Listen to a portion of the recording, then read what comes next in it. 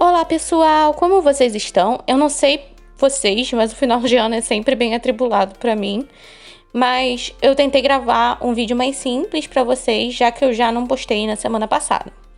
Então, vocês já devem ter ouvido falar de pontilhismo. É uma técnica surgida no período pós-impressionista.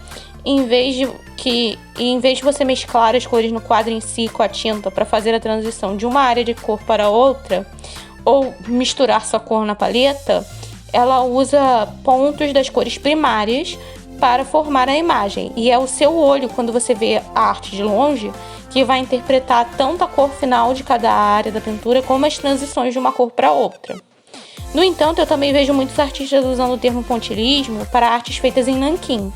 A ideia é usar os pontos da mesma forma que se usa as achuras, concentrando mais nas áreas mais escuras, ou seja, a concentração desses pontos que vai determinar as áreas de luz e sombra.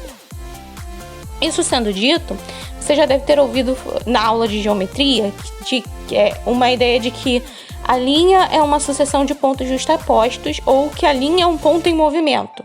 E quando você vai estudar design, você também aprende essa noção de que a linha é formada por pontos. Por que eu estou dizendo isso?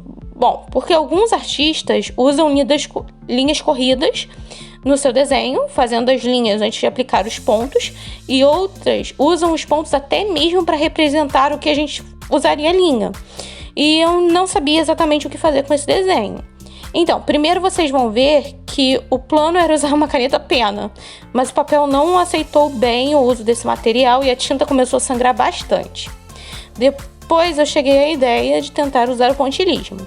Eu comecei tentando usar os pontos para representar até as linhas, mas eu não estava conseguindo alcançar o resultado que eu queria. Eu acabei usando as linhas normais, onde eu queria marcas mais sólidas, e pontilhando as linhas que eu queria que fossem mais sutis.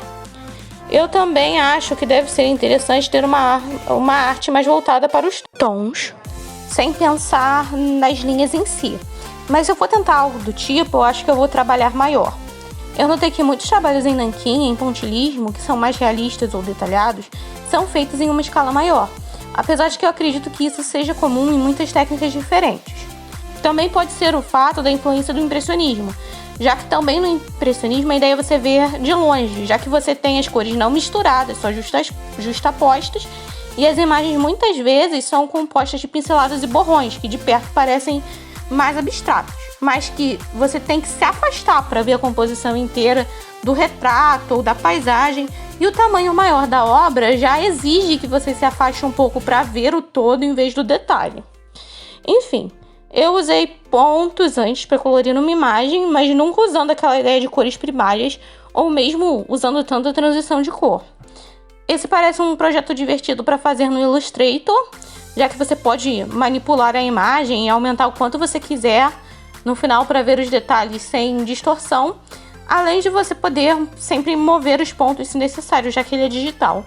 Em termos de arte tradicional, acho que eu tentaria algo tipo lápis de cor, ainda que eu fiz um estudo de mistura de cor óptica com um pastel oleoso, que ficou bem legal, então eu acho que o resultado é interessante até em meios menos precisos.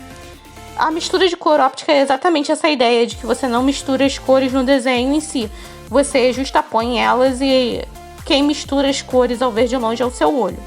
Eu vou pôr a foto dessa mistura de cor óptica, mas foram só testes no papel para aprender o efeito, já que a Jane Dixon fala desse tipo de efeito no curso dela no Skillshare, e eu não apliquei essa técnica em nenhum desenho em si.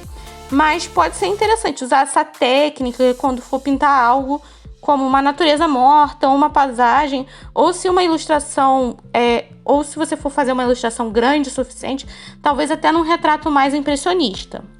Pelo menos são essas as experimentações que eu gostaria de fazer com essa técnica no futuro. Enfim, por hoje é só, pessoal. Eu espero que vocês tenham gostado do vídeo de hoje. Obrigada por assistir. Vejo vocês na próxima. Tchau, tchau!